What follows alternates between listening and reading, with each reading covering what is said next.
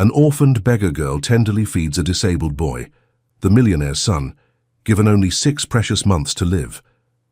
Before we dive in, this video is traveling across time zones right now. Share what season you're experiencing where you live. The autumn sun filtered through the golden leaves of Central Park as 7-year-old Emma Rose walked carefully in line with the other children from Sunshine Children's Home. Her small hand clutched a wrinkled cereal bar, her afternoon snack, saved from lunch because she'd learned that hunger could strike at any moment. For 2 years, ever since the car accident that took her parents, Emma had bounced between foster homes and shelters. 6 months ago, she'd arrived at Sunshine, and, while it wasn't perfect, Mrs. Patricia Williams, the supervisor, was kind. Emma had learned to help the younger children, especially those who seemed lost or scared. She understood that feeling all too well. During their supervised free time, Emma noticed something that made her heart ache. A little boy, perhaps 6 years old, sat alone in a wheelchair near the duck pond, tears streaming down his face. His brown hair caught the sunlight, and his small hands gripped the armrests of his chair as soft sobs escaped his lips. Emma looked around. The other children were playing on the swings, and she could see Mrs. Patricia talking with another supervisor near the benches. The boy was completely alone. Without hesitation, Emma broke away from the group and approached him carefully. She'd learned from helping other children that sudden movements could be scary. "Hi," she said softly, crouching down to his eye level. "My name is Emma. Are you okay?"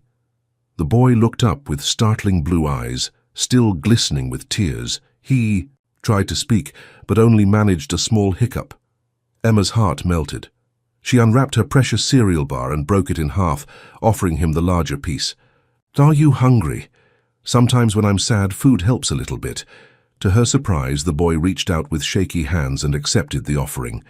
As he took a small bite, Emma noticed something remarkable. His crying began to subside. "My name is Oliver," he whispered, his voice barely audible. For the next few minutes, they sat together in comfortable silence, sharing the simple snack. Emma told him about the ducks on the pond and pointed out shapes in the clouds, using the same gentle voice she used with frightened children at the shelter. Suddenly, hurried footsteps approached. A tall man in an expensive suit was rushing toward them, his face etched with worry and panic. "Oliver, thank God, there you are." The man dropped to his knees beside the wheelchair, his relief palpable. "I've been searching everywhere." "Where's Maria?" "Daddy," Oliver said simply, reaching for his father's hand. "This is Emma. She shared her food with me." Alexander Mitchell looked up at the small girl who stood protectively beside his son's wheelchair. In her worn clothes and with her earnest expression, she seemed like an angel who had appeared when Oliver needed her most. "Thank you," Alexander said, his voice thick with emotion. "You have no idea what this means." Emma smiled shyly. Oliver was sad. Nobody should be sad alone. As Alexander helped Oliver with his wheelchair, he noticed something extraordinary. His son, who rarely accepted food from strangers due to his feeding difficulties, had not only taken the cereal bar, but had stopped crying completely. In 18 months of therapies and treatments, he'd never seen Oliver respond to someone so... "Quickly, Emma," Mrs. Patricia's voice called from across the park. "Time to go, sweetheart." As Emma waved goodbye to Oliver, Alexander watched her small figure join the group of children heading toward the park exit. Something stirred in his chest, a feeling he hadn't experienced since Oliver's diagnosis. Looking down at his son, who was now calm and even attempting to smile, Alexander made a decision that would change all their lives forever. He had to see that little girl again. Alexander Mitchell stood beside Oliver's wheelchair, watching the group of children from Sunshine Children's Home disappear into the distance. His mind raced with questions about the remarkable little girl who had appeared like a guardian angel when his son needed her most. "Daddy, will I see Emma again?" Oliver asked, his voice still soft but clearer than it had been in weeks. The question hit Alexander like a thunderbolt. In the 18 months since Oliver's cerebral palsy diagnosis, countless therapists, specialists, and caregivers had tried various approaches to help his son. None had achieved what this 7-year-old girl had accomplished in 15 minutes. genuine comfort and connection. "I hope so, buddy," Alexander replied, though he had no idea how to make that happen. As they made their way through the park, Alexander's phone buzzed. His assistant, confirming that Maria Santos, Oliver's regular caregiver, had rushed home due to a family emergency. The temporary replacement had lost track of Oliver during the transition, a mistake that could have been catastrophic. But instead of disaster, they'd found Emma. 20 minutes later, Alexander spotted Mrs. Patricia Williams near the park's main entrance, checking names on her clipboard as children boarded a small bus. She was a woman in her 50s with kind eyes and graying hair pulled back in a practical bun. "Excuse me," Alexander approached respectfully. "Are you with Sunshine Children's Home?" Patricia looked up, taking in his expensive suit and confident demeanor. "Yes, I'm Patricia Williams, the program supervisor. Is everything all right?" "More than all right," Alexander smiled, glancing at Oliver. "One of your children, Emma Rose, just showed incredible kindness to my son. I wanted to thank her personally, but she'd already left." Patricia's expression softened. "Emma has a special gift with other children, especially those who are struggling. She's been through quite a lot herself, but always thinks of others first." "Could you tell me more about her?" Alexander asked carefully. "I'd like to make a donation to your organization, and perhaps, would it be possible for Emma to visit Oliver sometime?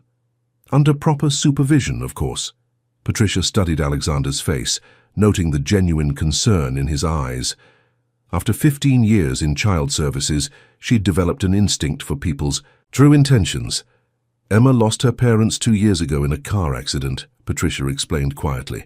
"She's been in our care for 6 months now. She's bright, compassionate, and remarkably resilient, but any visits would require extensive background checks, social worker evaluations, and official approval." Alexander nodded, understanding. "Whatever it takes. I've never seen Oliver respond to anyone the way he responded to Emma today." Patricia looked down at Oliver, who was listening intently despite his fatigue. "What's your son's situation, if you don't mind me asking?" "Cerebral palsy, diagnosed 18 months ago," Alexander replied. "He has difficulty with speech, eating, and mobility. Today was the first time in weeks he's accepted food from a stranger." "Emma has experience with special needs children at our facility," Patricia observed. "She volunteers to help during meal times and reading sessions. The staff often comments on her natural intuition." Alexander pulled out his business card. "Mitchell Holdings Corporation. I'd like to schedule a meeting to discuss a substantial donation to Sunshine and to begin whatever process is necessary for supervised visits." Patricia accepted the card, recognizing the company name.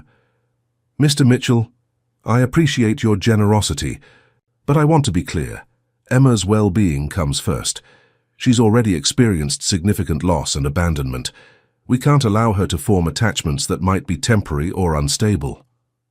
"I understand completely," Alexander assured her. "I'm not looking for a temporary arrangement. What I saw today between Emma and Oliver was something special. I believe they could help each other." As the bus engine started, Patricia made a decision. "Call our main office tomorrow morning. Ask for Sarah in administration. She'll start the paperwork for visitor approval. The process typically takes 3 to 4 weeks." Alexander shook her hand gratefully. "Thank you, Mrs. Williams. You won't regret this." As they watched the bus pull away, Oliver tugged on his father's sleeve. "Daddy, Emma said nobody should be sad alone. Will she help me not be sad?" Alexander knelt beside his son's wheelchair, his heart full of hope for the first time in months. "I think she might, Oliver. I really think she might." But as they headed home, Alexander had no idea that his stepmother Victoria was already planning to investigate every detail of Emma Rose's background, and that she wouldn't like what she discovered. That evening, Alexander sat in his study at the Mitchell mansion, reviewing legal documents his attorney had prepared for the visitor approval process. The paperwork seemed overwhelming, but his determination remained unwavering. Oliver had slept peacefully for the first time in weeks, murmuring Emma in his dreams. The sound of heels clicking on marble announced Victoria Sterling's arrival before she even knocked. Alexander's stepmother entered without invitation, her silver hair perfectly styled and her expression stern. "Alexander, darling, we need to talk," Victoria announced, settling into the leather chair across from his desk. "Margaret mentioned something disturbing about your afternoon adventure." Alexander looked up from his papers. "If you mean Oliver's breakthrough with a remarkable little girl, then yes, it was quite something." "A little girl from a state institution," Victoria corrected, sharply. "Alexander, you're talking about bringing a stranger, a potentially damaged child, into our home to interact with Oliver. Have you lost your mind? Her name is Emma Rose, and she showed Oliver more genuine compassion in 15 minutes than most adults." "Show in a lifetime," Alexander replied firmly. Victoria's eyes narrowed. "Compassion or manipulation? Children from these facilities learn survival tactics, Alexander. They know how to appear helpless and appealing to wealthy benefactors." "She's 7 years old, Victoria. Exactly my point. She's learned these behaviors early." Victoria stood and began pacing. "I'm hiring Blackstone Investigations first thing tomorrow morning. If you insist on pursuing this foolishness, we'll at least know what we're dealing with." Meanwhile, across town at Sunshine Children's Home, Emma lay in her narrow bed staring at the ceiling. Mrs. Patricia had explained that important paperwork needed to be completed before she could see Oliver again. But Emma couldn't understand why making friends required so many forms. "Why can't I just visit him like at school?" she had asked innocently. "It's more complicated than that, sweetheart," Patricia had replied gently. "But we're working on it." 2 days later, Victoria received the preliminary investigation report. In her pristine office, she read with growing satisfaction as the private investigator detailed Emma's behavioral patterns at Sunshine. "Subject exhibits protective tendencies toward younger or vulnerable children," the report stated. Staff notes include incidents where subject became difficult to manage when witnessing distress in other children. On 3 occasions, subject refused to leave crying children's sides despite staff instructions. Victoria highlighted those passages with particular interest. To her, this wasn't compassion. It was evidence of controlling behavior and potential boundary issues. The report continued. "Subject has been described by staff as mature beyond her years and intuitive with special needs children. However, previous foster placements ended due to subject's resistance to separation from younger children in the homes." Victoria smiled coldly. Perfect ammunition. At the Department of Children's Services, caseworker Linda Rodriguez began processing Alexander's formal request for supervised visitation rights. The standard protocol involved extensive background checks, home safety evaluations, and psychological assessments for both the child and requesting family. "Mitchell Holdings Corporation," Linda noted, recognizing the name. "This will require extra scrutiny given the family's high profile." The wheels of bureaucracy turned slowly, each step requiring forms, approvals, and waiting periods that seemed designed to test the patience of everyone involved. Back at Sunshine, Emma asked Mrs. Patricia Daly about visiting Oliver. Each time, Patricia could only say, "We're still waiting for approval, honey." Emma didn't understand why helping someone required permission from strangers who had never met Oliver. In her young mind, if someone was sad and you could help, you simply helped. The adult world of regulations and procedures seemed unnecessarily complicated and cruel. 3 weeks into the process, Victoria scheduled a lunch meeting with her attorney to discuss protecting family interests should the visitation be approved. She had already begun formulating plans to ensure that Emma Rose would never become more than a temporary presence in their lives. But Victoria had underestimated one crucial factor: a father's love for his son and Alexander Mitchell's growing conviction that Emma was exactly what Oliver needed to heal. The battle lines were being drawn, though Emma remained blissfully unaware that her simple act of kindness had triggered a war for Oliver's future. 3.5 weeks after their chance encounter in Central Park, the call finally came. Patricia Williams answered her office phone to hear Linda Rodriguez from Children's Services, delivering the news she'd been hoping for. "Supervised visitation has been approved for Emma Rose with the Mitchell family," Linda announced. "Twice weekly, 2-hour sessions, with mandatory supervision by qualified staff. The arrangement will be reviewed monthly." Patricia immediately called Alexander with the news. Within hours, he had arranged transportation for Emma's first official visit to the Mitchell mansion. Emma pressed her face against the car window as they drove through the gates of the estate. The mansion seemed like something from her favorite fairy tale books, all stone columns and manicured gardens. But her excitement was tempered by nervousness. This felt different from their spontaneous meeting in the park. Margaret Hayes, the kind-faced housekeeper, greeted them at the front door. "You must be Emma," she said warmly. "Oliver has been asking about you every day." Dr. Rachel Morrison, Oliver's child psychologist, was waiting in the sunlit living room. She was younger than Emma had expected, with friendly brown eyes and a gentle demeanor that immediately put Emma at ease. "I've heard wonderful things about you, Emma," Dr. Morrison said. "Oliver talks about sharing cereal bars and cloud watching. Would you like to see him?" Oliver was in his specially equipped playroom, surrounded by colorful therapy tools and adaptive toys. When he saw Emma, his face lit up with pure joy, though he seemed more subdued than in the park. "Emma," he called out, his speech clearer than before. But this reunion felt different. Patricia sat nearby with her clipboard, Dr. Morrison observed from across the room, and even Alexander maintained a respectful distance. The spontaneous magic of their first meeting was replaced by careful supervision and documented observations. Emma approached Oliver's wheelchair cautiously. "Hi, Oliver. Do you remember me?"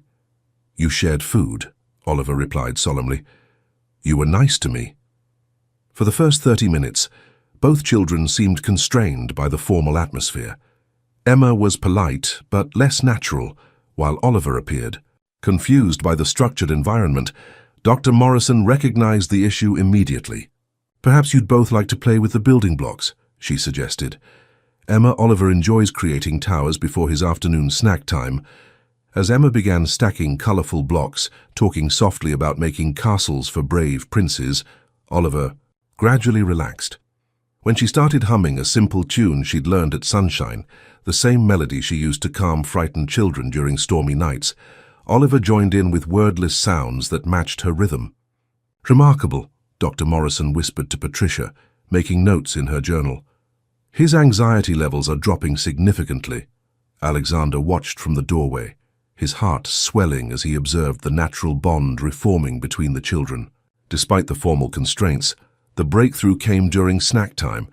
Oliver, who typically required extensive coaxing and specialized feeding techniques, accepted apple slices when Emma demonstrated eating them first, making small appreciative sounds that encouraged him to try. "More, please," Oliver said clearly, looking directly at Emma rather than the adults. By the end of the 2-hour session, Oliver had spoken 12 distinct words, more than his average for an entire week. He had also engaged in sustained play activity and demonstrated improved fine motor control while building with Emma. As Patricia prepared to take Emma back to Sunshine, Oliver began showing signs of separation anxiety. "Will Emma come back?" he asked his father urgently. "Yes, buddy, she'll visit again on Thursday," Alexander assured him. During the car ride home, Emma was unusually quiet. Finally, she asked Patricia, "Why did it feel different today? In the park, Oliver and I were just friends. Today, everyone was watching us like we were performing in a play." Patricia chose her words carefully. "Sometimes when adults want to help children, they need to make sure everything is safe and proper. The watching isn't because you did anything wrong. It's because everyone wants to make sure you and Oliver are happy." That evening, Dr. Morrison submitted her first official report. "Supervised visitation shows exceptional therapeutic value for patient.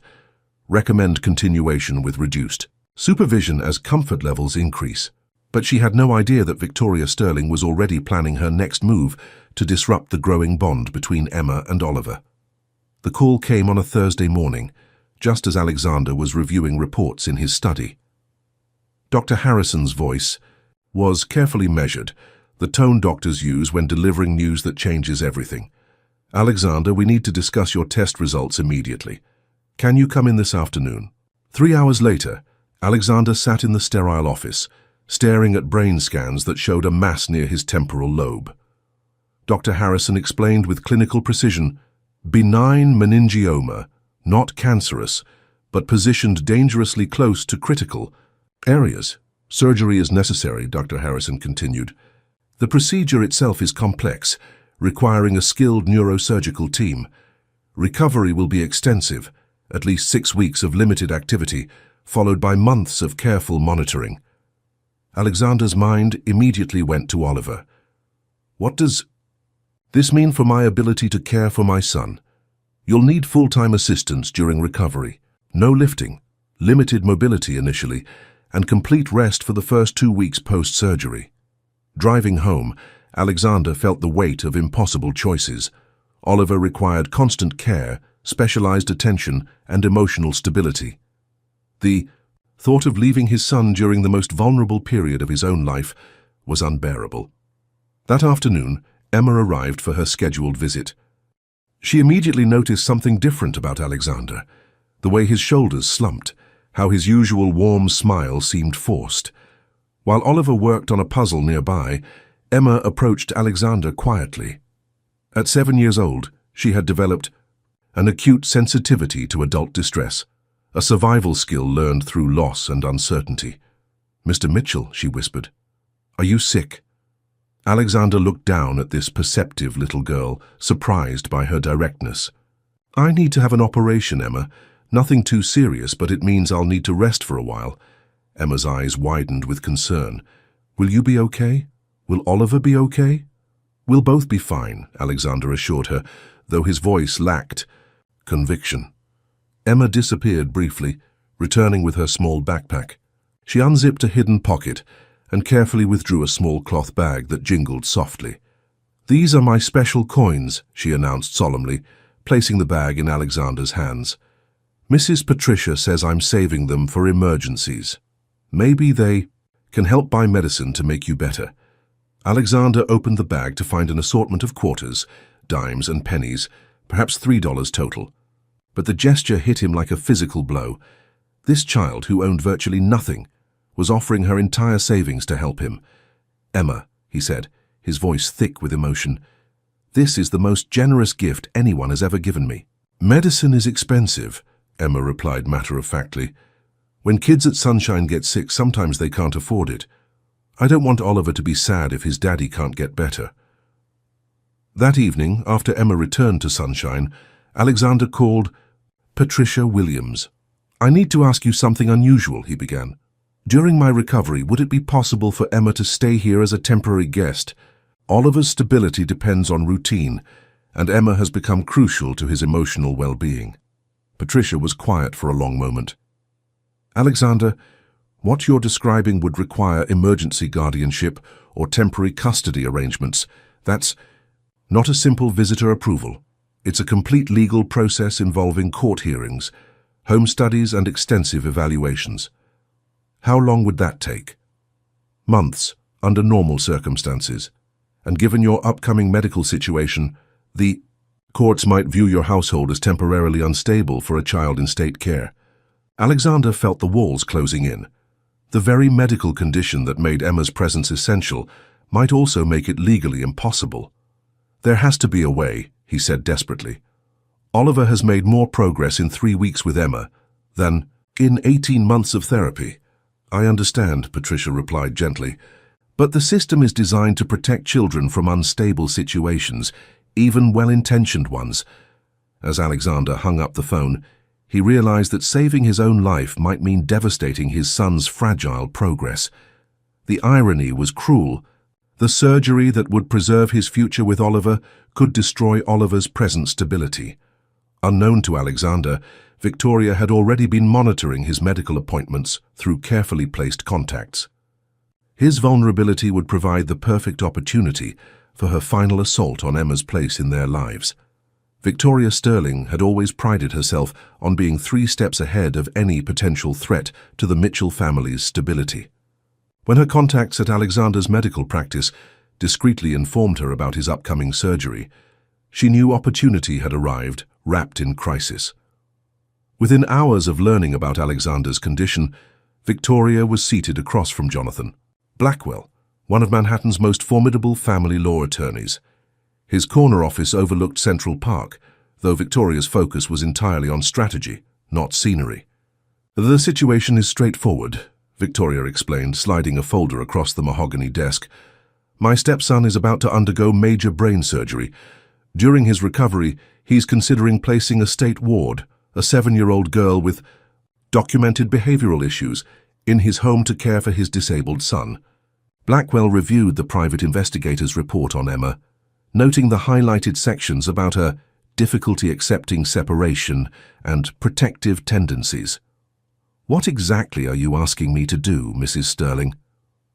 "I want legal grounds to prevent this arrangement from moving forward. Alexander's judgment is clearly compromised by his medical condition and emotional attachment to this child." Blackwell steepled his fingers. "Emergency guardianship requires court approval based on the best interests of the child. If we can demonstrate that placing Emma in a household with a post-surgical patient creates an unstable environment—" "Exactly," Victoria smiled coldly. "I'm not targeting the child directly. I'm protecting her from an inappropriate placement during a medical crisis." That afternoon, Victoria's legal team filed a formal objection with the family court, citing serious concerns about child welfare during proposed temporary guardianship. The motion argued that Alexander's upcoming surgery and extended recovery period made their household unsuitable for a vulnerable child from state care. The filing included character references from medical professionals confirming that post-surgical patients require quiet environments, restricted activity and focused care, conditions incompatible with supervising a 7-year-old with documented attachment difficulties. Meanwhile, Alexander met with his own attorneys to discuss expedited guardianship procedures. What should have been a straightforward process had suddenly become a legal battleground with Emma caught in the crossfire. Victoria's motion has merit. From a procedural standpoint, Alexander's lawyer admitted reluctantly, courts prioritize child safety over family preferences. Your upcoming surgery does create grounds for questioning the stability of your household. At Sunshine Children's Home, Emma sensed the growing tension during her visits. The adults spoke in hushed tones and exchanged worried glances when they thought she wasn't looking. Oliver, too, seemed more anxious, as if he could feel the uncertainty surrounding them. Why do grown-ups need so many papers to be nice to each other? Emma asked Patricia, after a particularly tense visit, where 3 different social workers had observed and taken notes. Patricia knelt to Emma's eye level. Sometimes adults have to follow rules to make sure children are safe and protected, but I am safe with Oliver and Mr. Mitchell, Emma replied with 7-year-old logic. They're kind to me, isn't that what matters? Patricia's heart ached. How could she explain that kindness wasn't always enough in a system designed to protect children from situations that might appear loving but hide dangers? The legal maneuvering intensified over the following week. Victoria's team presented medical experts who testified about the challenges of post-surgical recovery, while Alexander's attorneys gathered character witnesses and therapy reports documenting Oliver's improvement with Emma's presence. Dr. Morrison found herself caught between professional ethics and personal observation. Her clinical notes clearly showed Oliver's progress with Emma, but she couldn't ignore the legitimate concerns about household stability during Alexander's recovery. The preliminary hearing was scheduled for the following Tuesday, just 5 days before Alexander's surgery. Judge Patricia Hendricks would review all evidence and determine whether emergency guardianship could proceed. Emma, unaware of the legal battle being fought over her future, continued her visits with innocent determination. During Thursday's session, she noticed Oliver seemed sadder than usual. "Are you worried about your daddy's operation?" she asked gently. Oliver nodded, tears forming in his eyes. "What if he goes away like your mommy and daddy did?" Emma took his hand carefully. "Mr. Mitchell is going to a special doctor to get better. He's not going away forever, and I'll stay with you so you won't be scared." But as Emma made that promise, she had no idea that Victoria's legal machinery was already in motion to ensure she would be nowhere near Oliver when Alexander went under. The surgeon's knife. The following Tuesday afternoon brought unexpected warmth to the Mitchell mansion's sunroom, where Emma and Oliver had settled into their most comfortable visit yet. Despite the legal storm brewing around them, Dr. Morrison had noticed something remarkable. The children's bond was deepening beyond their initial connection. Oliver sat in his adapted chair, carefully stacking blocks, while Emma demonstrated patterns. For the first time since his diagnosis, he was initiating activities rather than simply responding to prompts. "More blocks, please," Oliver said clearly, looking directly at Emma rather than the adults supervising nearby. "That's a new phrase," Dr. Morrison whispered to Patricia, making notes. "He's never requested continuation of an activity so directly." Alexander watched from his reading chair, medical clearance papers for next week's surgery forgotten in his lap. In these quiet moments he saw glimpses of the family he'd never imagined possible. "Emma," Alexander said gently, "can I tell you something about when I was little?" Emma looked up from the blocks, her expressive eyes showing the mature attention. That always surprised adults. "Were you sad sometimes too?" Alexander nodded slowly. "My parents were very busy people. They worked all the time and thought that buying expensive things was the same as showing love. I spent most of my childhood with nannies and housekeepers, just like Oliver does now." "But you love Oliver differently," Emma observed with startling perceptiveness. "I can see it in your eyes when you watch him." "How can you tell?" Alexander asked, genuinely curious about this child's unusual insight.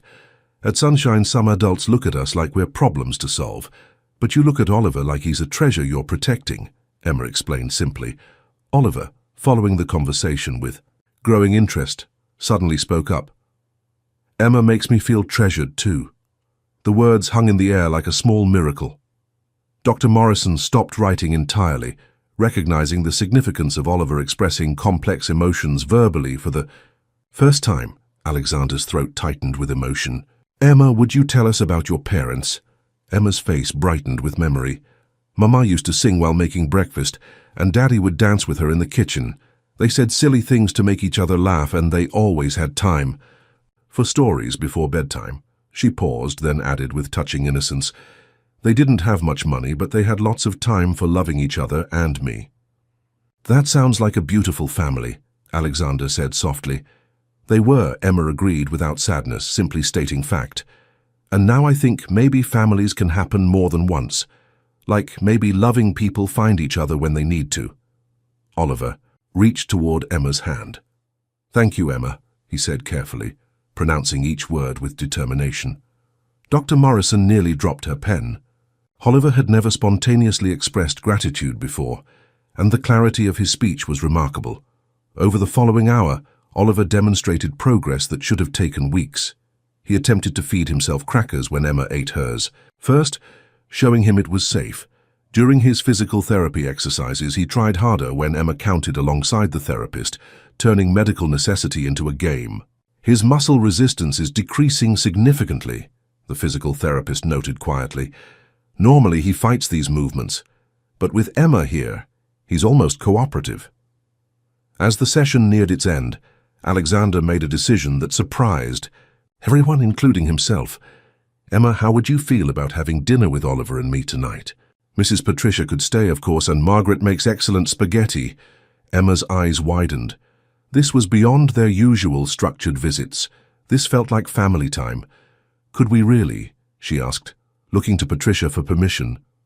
Patricia hesitated, knowing that dinner together would cross another boundary in their carefully managed relationship.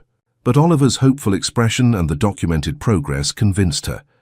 "One dinner," she agreed, "but I'll need to clear it with my supervisor first."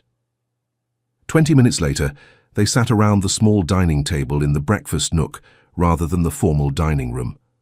Margaret had prepared simple spaghetti with tomato sauce, knowing it was easier for Oliver to manage. As Emma helped Oliver twirl his pasta, both children giggling at the mess they were making, Alexander felt something shift in his chest. This wasn't a therapy session or a supervised visit. This was family dinner, chaotic and imperfect and absolutely perfect. "Daddy," Oliver said suddenly, "can Emma stay for breakfast too?" The question pierced Alexander's heart. Tomorrow he would meet with lawyers to formalize emergency guardianship papers. Next week, he would undergo surgery that could change everything. But tonight, in this moment, his son was asking for the one thing that seemed impossible to guarantee. "We're working on it, buddy," Alexander promised, meeting Emma's trusting gaze across the table. "We're working very hard on it." The call came at 3:47 a.m. on a Friday morning, jarring Alexander from restless sleep. Blinding pain shot through his skull like lightning, followed by nausea so intense he could barely reach for the phone. "Twamt, what's your emergency?" "I need an ambulance," Alexander managed through gritted teeth. "Severe head pain scheduled for brain surgery next week." Margaret found him collapsed in the hallway 20 minutes later, barely conscious as paramedics worked to stabilize him for transport. The tumor had shifted, creating dangerous intracranial pressure that couldn't wait for scheduled surgery. At Mount Sinai Hospital, Dr. Harrison made the grim announcement: "We're taking him into emergency surgery immediately. The pressure buildup could cause permanent damage if we delay any longer." By 7 a.m., as Alexander lay unconscious in preoperative preparation, Victoria Sterling was already in motion. Her phone call to Judge Hendricks was strategically timed, early enough to demonstrate urgency, late enough to suggest she'd tried to handle the situation privately first. "Your Honor, Alexander Mitchell has been hospitalized for emergency brain surgery. His household is now medically unstable, and we have a 7-year-old state ward scheduled for visits today. I'm requesting immediate intervention for the child's protection." Judge Hendricks, reviewing the overnight medical reports, saw legitimate grounds for concern. "Issue a temporary emergency order for the child's removal from the Mitchell visitation. Program effective immediately. Transfer her to the appropriate state facility until Mr. Mitchell's condition stabilizes." At Sunshine Children's Home, Patricia Williams received the court order at 8:15 a.m. with growing horror. The legal document was ironclad. Emma must be transferred to Albany State Children's Facility by noon that same day. "This is unconscionable," Patricia protested to her supervisor. "Emma's stability depends on her connection with Oliver. This separation will devastate both children. Court orders aren't suggestions, Patricia. We have no choice." Emma was playing quietly in the recreation room when Patricia approached, her heart breaking at what she had to explain to this innocent child. "Emma, sweetheart, I need to talk to you about something important." Emma looked up from her coloring book, immediately sensing the gravity in Patricia's voice. "Is Mr. Mitchell okay? Is Oliver okay?" "Mr. Mitchell had to go to the hospital for his operation earlier than planned," Patricia explained gently. "And because of that, you need to go stay at a different home for a while." Emma's crayon stopped mid-stroke. "A different home? But what about Oliver? He needs me when his daddy is sick." "I know, honey. But sometimes grown-ups have to follow rules that don't make sense to children." Within 3 hours, Emma's few belongings were packed into a small suitcase. As the state transport van arrived to take her to Albany, she pressed her face against Patricia's shoulder. "Please tell Oliver I didn't want to leave him," Emma whispered. "Tell him I'll come back as soon as the grown-ups fix their papers." Patricia hugged her tightly, unable to promise anything. Meanwhile, at the Mitchell mansion, Oliver was experiencing his own crisis. Dr. Morrison had arrived for their scheduled session, only to be told by Margaret that both Alexander and Emma were gone. "Where's Daddy? Where's Emma?" Oliver asked repeatedly, his voice becoming increasingly agitated. "Your daddy is getting better at the hospital," Dr. Morrison explained carefully, "and Emma had to go stay somewhere else for a little while." Oliver's face crumpled with confusion and terror. In his young mind, people who went away didn't always come back, and now both of the most important people in his world had disappeared simultaneously. By afternoon, Oliver had stopped speaking entirely. He refused his lunch, pushing away even his favorite foods. When Dr. Morrison attempted their usual therapy exercises, Oliver began hitting his own legs with his small fists, a self-destructive behavior that alarmed everyone present. "Oliver, sweetheart, please don't hurt yourself," Dr. Morrison pleaded, gently restraining his hands. But Oliver's only response was to turn his face toward the window where he and Emma had watched clouds together, tears streaming silently down his cheeks. By evening, Dr. Morrison was documenting the most severe regression she'd ever witnessed in a pediatric patient. Oliver had lost weeks of progress in a single day, retreating into a silence that felt impenetrable. At Albany State Children's Facility, Emma lay on an unfamiliar bed in a room with 3 other girls, staring at the ceiling. The facility was Institutional and cold, nothing like sunshine's warmth or the Mitchell mansion's comfort. She clutched her small bag of emergency coins, the ones Alexander had tried to return, but she'd insisted he keep in case Oliver needs them. Now she wondered if Oliver would ever know she hadn't abandoned him willingly. 300 miles apart, both children cried themselves to sleep, victims of adult decisions that prioritized legal protection over emotional connection. Victoria. Sterling slept peacefully that night, satisfied that she'd successfully removed what she viewed as a destabilizing influence from Oliver's life. She had no idea that her actions had just triggered the most devastating period in her grandson's young existence. Alexander Mitchell awakened on Sunday afternoon to the sterile hum of hospital machinery and a pounding headache that felt like construction work inside his skull. The emergency surgery had been successful, but his recovery would be longer and more complex than originally planned. Margaret Hayes sat in the bedside chair, her usually composed face etched with worry lines. That had nothing to do with his medical condition. "Margaret?" Alexander's voice was hoarse from the breathing tube. "How long have I been out?" 3 days, Margaret replied, then hesitated. "Alexander, there's something you need to know. Emma is gone." The words hit him harder than the surgical pain. "Gone? What do you mean, gone?" Margaret explained the emergency. Court order, Victoria's intervention, and Emma's immediate transfer to Albany. With each detail, Alexander's blood pressure monitor began beeping more rapidly. "And Oliver?" Alexander asked, though Margaret's expression already provided the answer. "He's struggling. Dr. Morrison says he's had a complete regression. He won't eat, won't speak, and yesterday he started." Margaret's voice broke. "He started hurting himself, Alexander, hitting his legs with his fists." The sound of expensive heels on hospital linoleum announced Victoria's arrival before she appeared in the doorway, carrying flowers and wearing a carefully composed expression of concern. "Alexander, darling, thank goodness you're awake. We've all been so worried about you." Alexander stared at his stepmother with dawning clarity. "You did this. You orchestrated Emma's removal while I was unconscious." Victoria moved closer to his bed, her voice taking on a patronizing tone. "I protected our family from an unstable situation. You were having emergency brain surgery, for heaven's sake. A 7-year-old with attachment issues had no business being in our home during a medical crisis." "Attachment issues?" Alexander's voice grew stronger despite his physical weakness. "She's a child who lost her parents and learned to care for others. That's not pathology, Victoria, that's resilience." "She's manipulative," Victoria insisted. "The investigators found clear evidence of her inability to accept separation, her history of becoming difficult to manage when removed from situations she wanted to control." Alexander tried to sit up, ignoring the sharp pain in his head. "You twisted compassion into pathology. You saw a little girl caring for other children and labeled it as manipulation.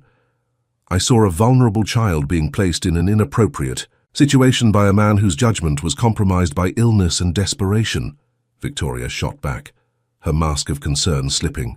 "Oliver needs professional care, not some untrained child who happened to share a snack with him. Oliver needs love," Alexander replied firmly. "Something you've never understood." Margaret cleared her throat uncomfortably.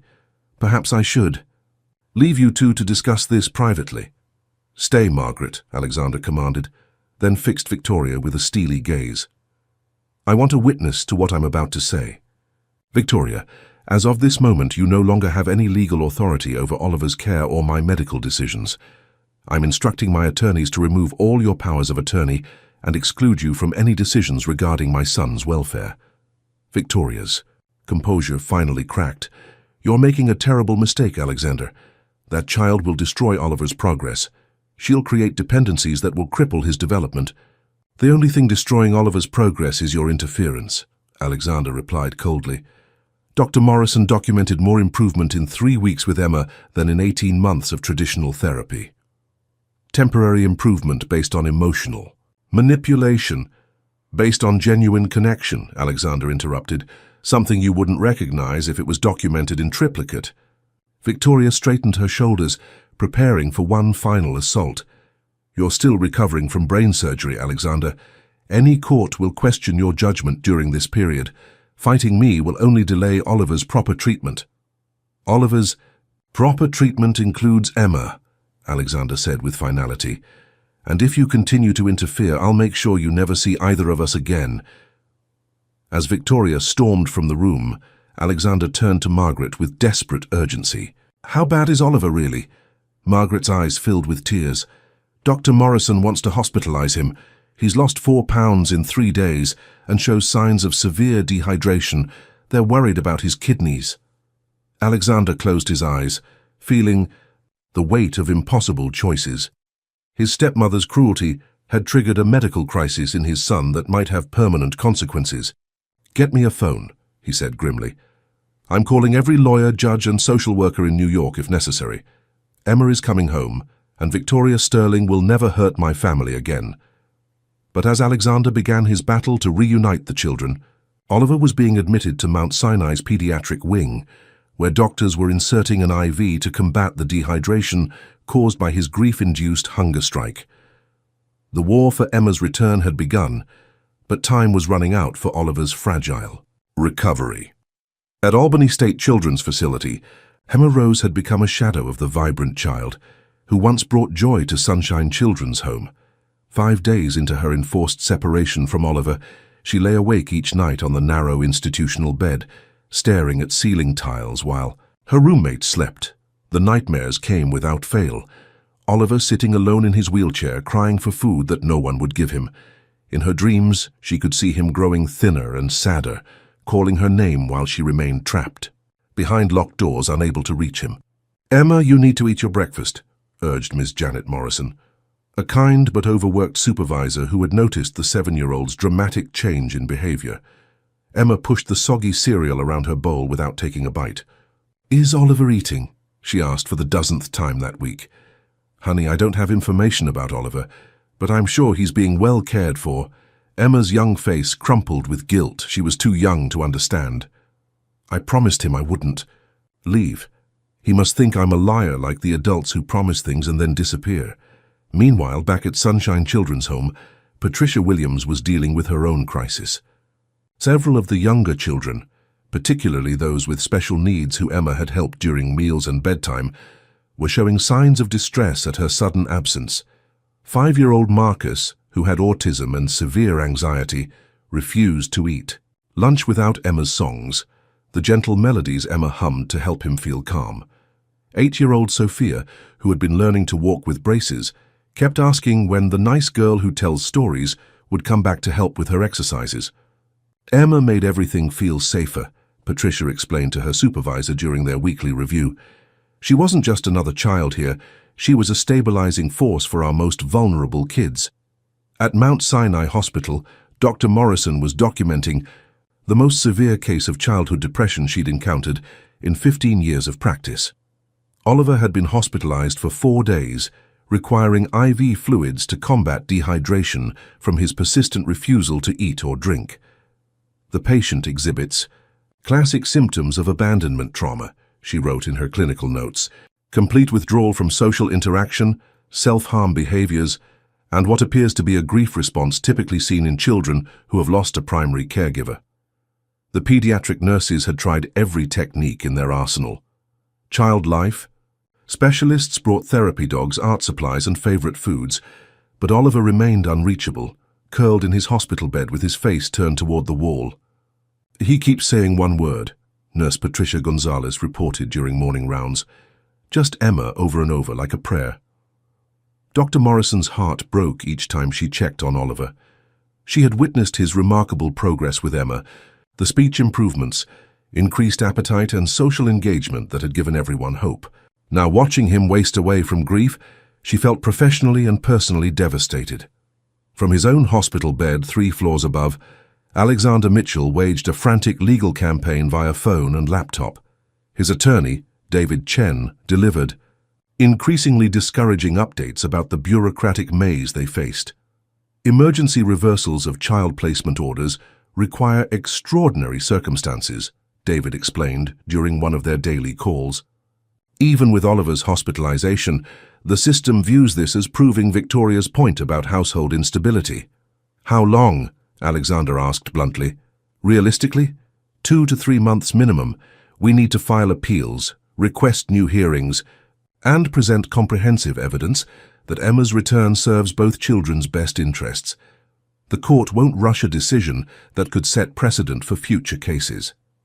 Alexander's post-surgical fatigue made the legal complexities feel overwhelming. David, my son is literally dying of grief. How is that not extraordinary enough? Because the system is designed to protect children from volatile situations, even when those situations involve well-meaning families. Emma's previous placement, changes and Oliver's medical needs create red flags that judges won't ignore easily. That evening, Dr. Morrison made an unprecedented decision. She called Patricia Williams directly, bypassing normal administrative channels. Mrs. Williams, I need to ask you something confidential. In your professional opinion, would Emma's return genuinely help Oliver's condition? Patricia didn't hesitate. Dr. Morrison, I've worked with children for 20 years. What Emma and Oliver have isn't dependency, it's mutual healing. They both became better versions of themselves together. Would you testify to that in court? Absolutely, but will it make a difference? Dr. Morrison looked through Oliver's hospital room window, where the little boy lay motionless under sterile white sheets. It has to, because if we can't bring Emma back soon, I'm not sure Oliver will survive losing another person he loves. 300 miles away, Emma fell asleep clutching her emergency coins, whispering the same prayer she'd repeated every night since her arrival in Albany. Please let Oliver know I didn't choose to leave him. Please let him eat something today. Children's suffering was becoming unbearable for everyone who witnessed it. But the legal system moved at its own pace, indifferent to the emotional carnage left in its wake. After 8 days in the hospital, Alexander Mitchell was finally cleared for discharge, though his recovery remained incomplete. The surgical incision was healing well, but his energy levels were still limited, and he required careful monitoring. For several more weeks. Take it slow, Dr. Harrison advised as Alexander signed his discharge papers. No strenuous activity, plenty of rest and follow-up appointments twice weekly. But Alexander had no intention of taking anything slowly. The moment he arrived home, he transformed his study into a war room, surrounding himself with legal documents, medical reports and contact lists for every influential person he'd ever known. David, I want you to assemble the most aggressive legal team money can buy, Alexander told his attorney during their first in-person meeting since the surgery. File emergency motions, request expedited hearings, and challenge every aspect of Victoria's interference. His investigation into Victoria's tactics revealed a disturbing pattern of manipulation. Through strategic donations to key political figures and carefully placed calls to family court administrators, she had expedited Emma's removal in ways that should have taken weeks to accomplish. She used the family name and foundation connections. To fast-track the transfer order, private investigator Marcus Webb reported, normal processing time for child placement changes is 10 to 14 days. Emma was moved in less than 6 hours. Meanwhile, Dr. Morrison and Patricia Williams had begun coordinating their official testimonies for the emergency hearings. Dr. Morrison's clinical documentation showed Oliver's dramatic regression in stark medical terms that even the most skeptical judge couldn't ignore. I've documented a 40% decline in verbal communication, complete loss of appetite requiring medical intervention, and the emergence of self-harm behaviors directly coinciding with Emma's removal, Dr. Morrison explained to the court reporter. This isn't typical separation anxiety, it's clinical depression in a 6-year-old child. Patricia Williams' testimony was equally compelling. Emma Rose demonstrated remarkable therapeutic instincts with Oliver Mitchell. Their interaction produced measurable improvements in both children's emotional and developmental functioning. TUS, Albany State Children's Facility, social worker Sarah Chen had been assigned to Emma's case and was growing increasingly concerned about the little girl's condition. Sarah was young, idealistic, and still believed the system could work for children rather than against them. Emma, can you tell me how you're feeling about being here? Sarah asked gently during their private session in the facility's counseling room. Emma sat with her hands folded in her lap, her once bright eyes now dull with sadness. I'm supposed to be taking care of Oliver, she said simply. That's my job. Your job? Sarah probed carefully. Can you explain what you mean? When people are sad or scared, I help them feel better.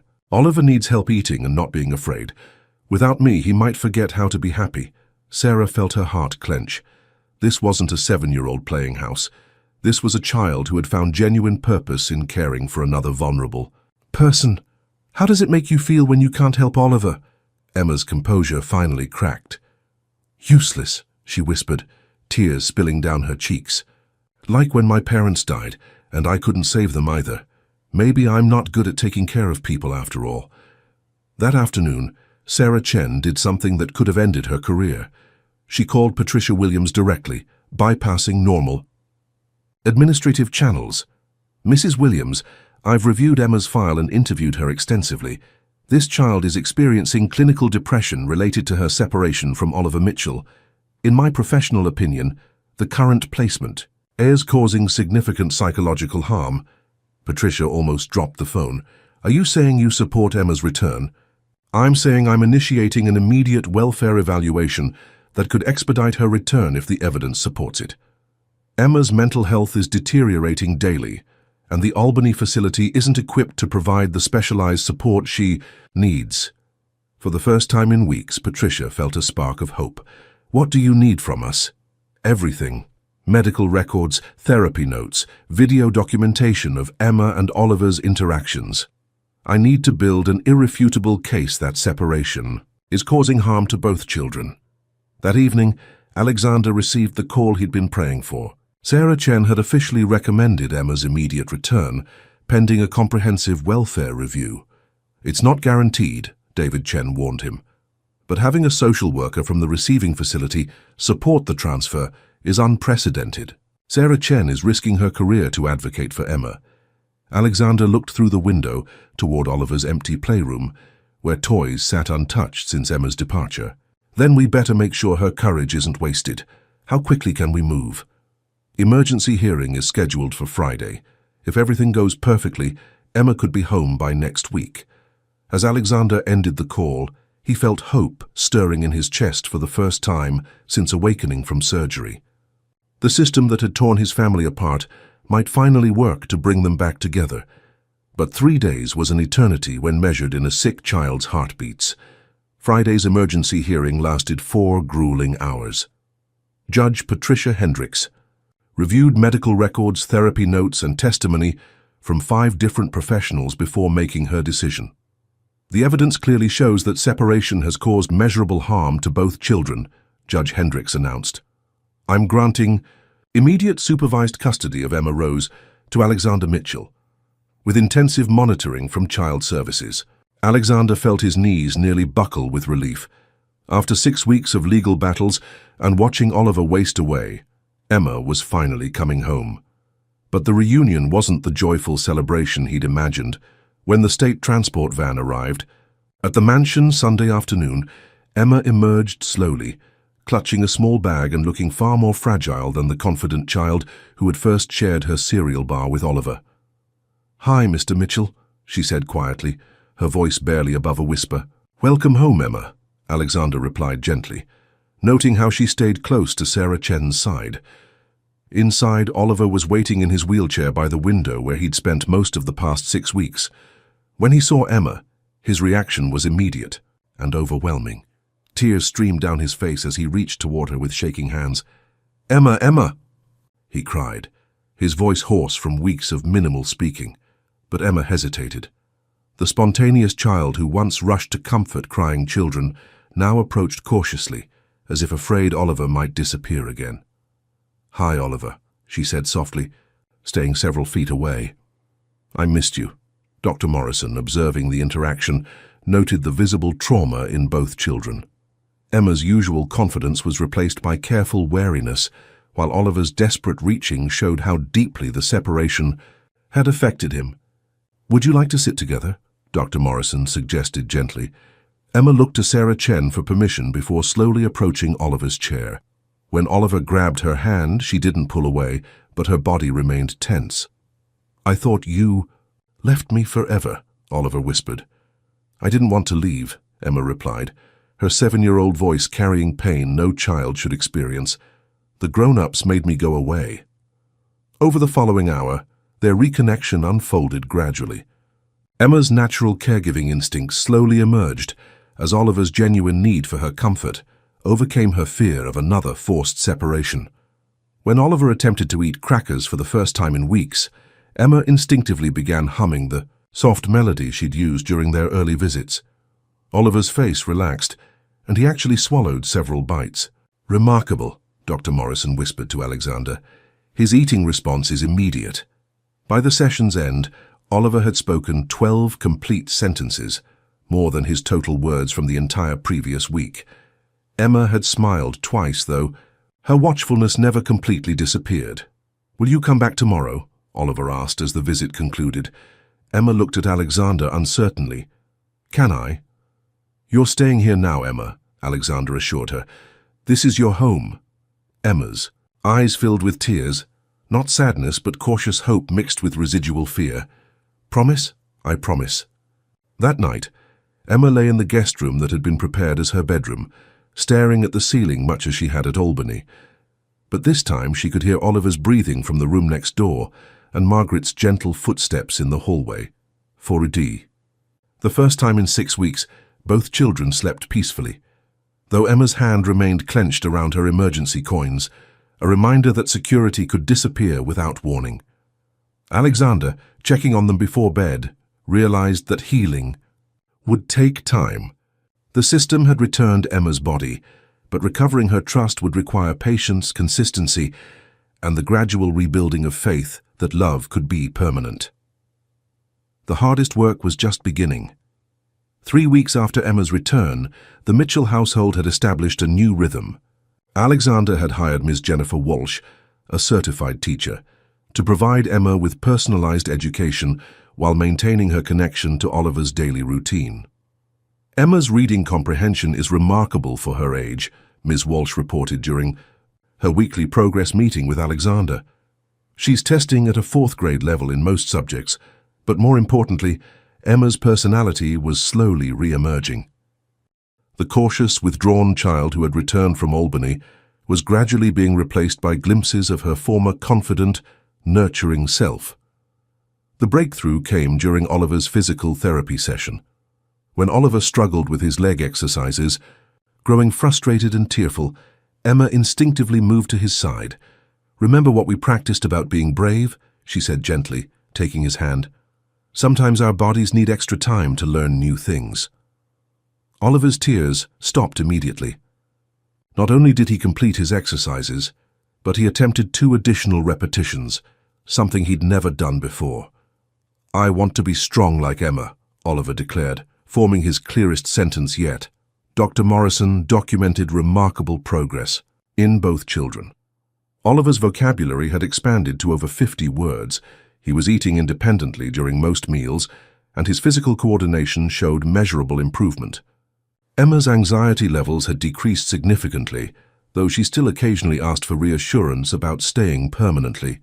The structured routine Alexander had established included morning lessons for Emma, joint therapy time with Oliver, family lunch, afternoon educational activities, and evening story time. Both children thrived under the predictable schedule.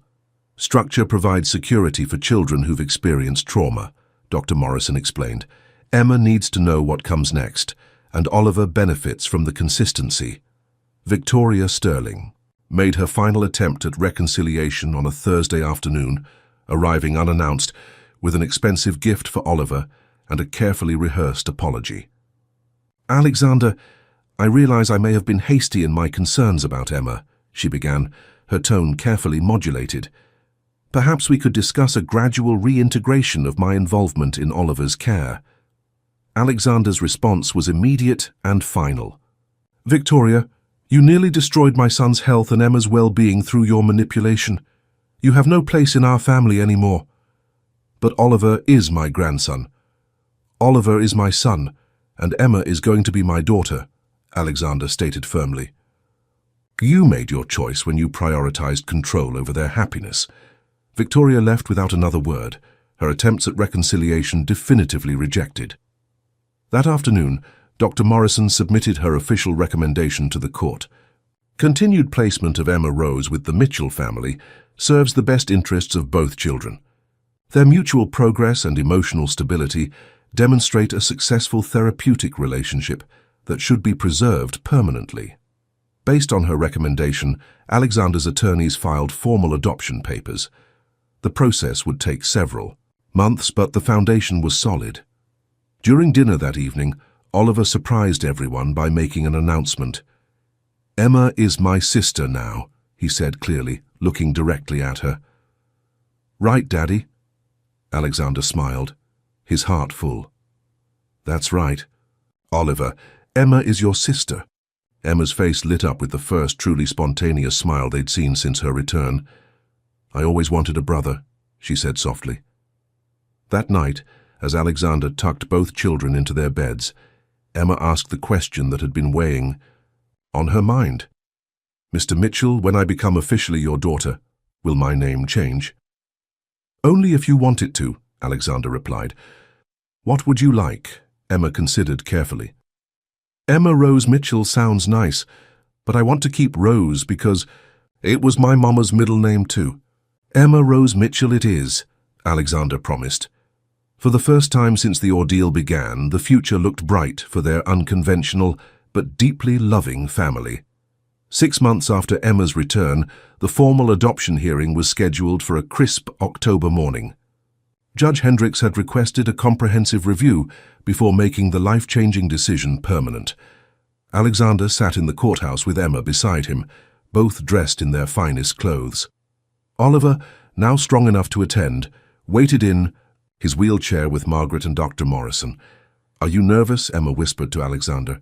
"A little," he admitted. "Are you?" Emma considered this seriously. "I'm excited, nervous. Like when good things might happen, but you're not sure yet." The hearing began with testimony from Patricia Williams, who had driven down from Sunshine Children's Home specifically for this moment. "In 20 years of child services, I've never seen a placement that better served a child's needs," Patricia testified. "Emma Rose has flourished in the Mitchell family. She's confident, academically advanced, and has maintained her natural compassion while developing appropriate boundaries." Sarah Chen followed with her professional assessment. Emma's psychological evaluation shows remarkable resilience and emotional stability. The trauma from her temporary separation has resolved completely, and she demonstrates secure attachment patterns with both Alexander and Oliver Mitchell. Dr. Morrison's testimony focused on the unprecedented therapeutic success. Oliver's progress with Emma, as his sister figure, has exceeded every medical expectation.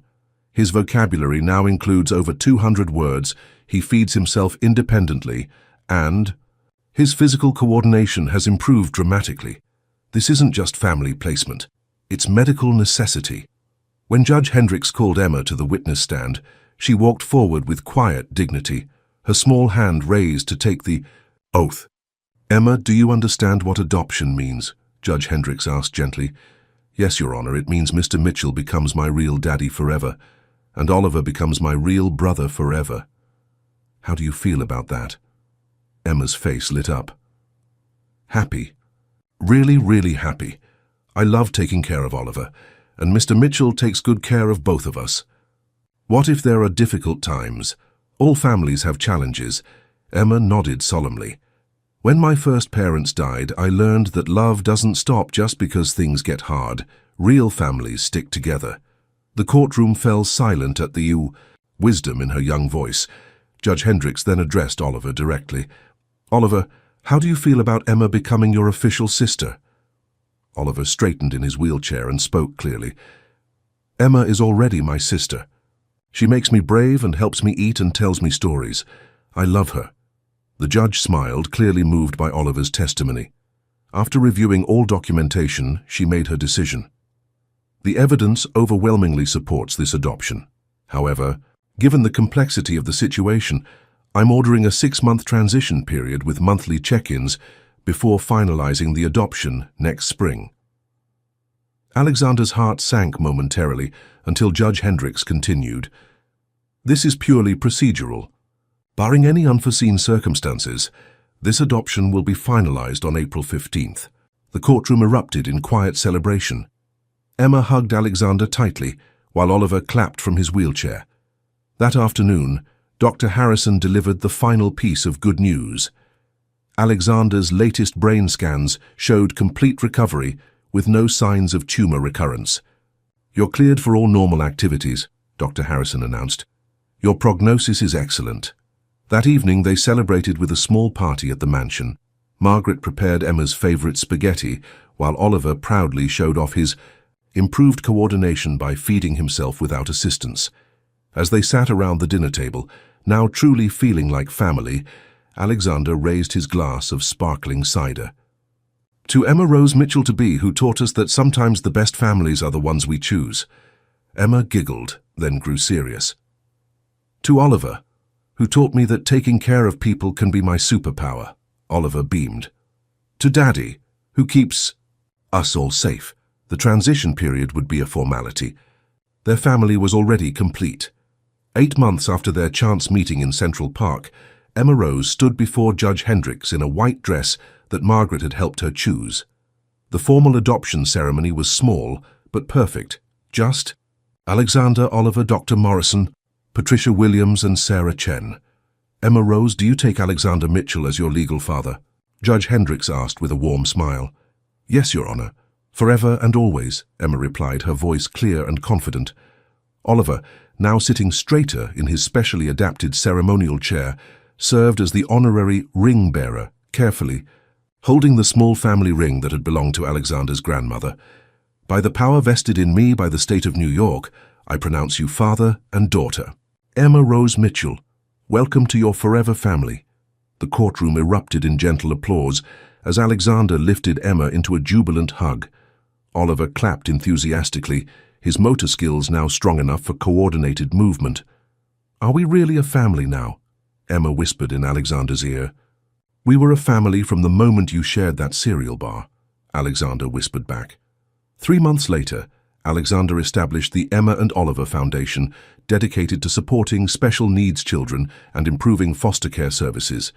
Emma, now 8 and thriving academically, helped design a mentorship program where she worked with other children experiencing family transitions.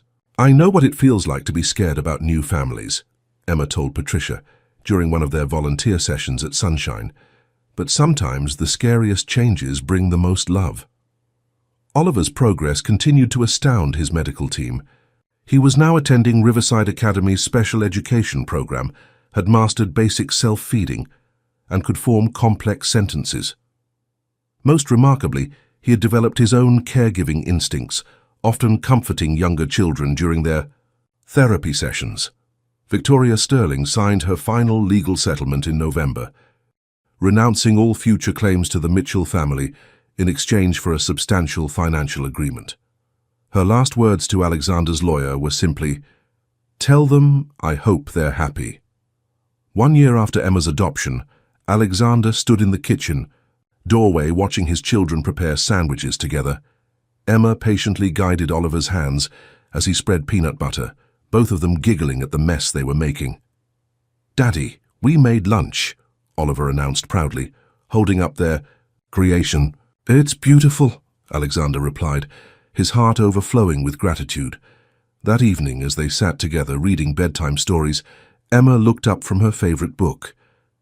"Daddy, I figured something out," she said thoughtfully. "What's that?" "Sweetheart, family isn't about having the same parents from the beginning. It's about choosing to love each other every single day, even when things get hard." Oliver nodded sagely. "Like how Emma chose to share her food with me, and you chose to adopt Emma, and I chose to be the best brother ever." Alexander smiled, pulling both children closer, "and how we all choose to take care of each other always." As he tucked them into bed, Alexander reflected on the journey that had brought them together. A chance encounter in a park had become the foundation for something extraordinary.